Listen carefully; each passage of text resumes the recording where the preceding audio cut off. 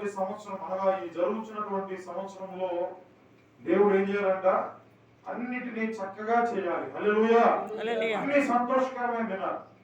ఇదిగో పాపం గతించడం సమస్తము క్రొత్తమే. దేవుడు మొత్తాన్ని ఎప్పుడప్పుడు మనం ఆయన మనకి ఏది కావాలో అది సహాయం చేస్తూ మనం నడిపించేటువంటి, నిజంగా ఆయన లేకపోతే మన పరిస్థితులు వేరుగా ఉంటాయి. అందుకని రాత్రి కాల సమయంలో మొదటి ఆరాధన మనము తెలియజేసి ఉన్నాం కదా.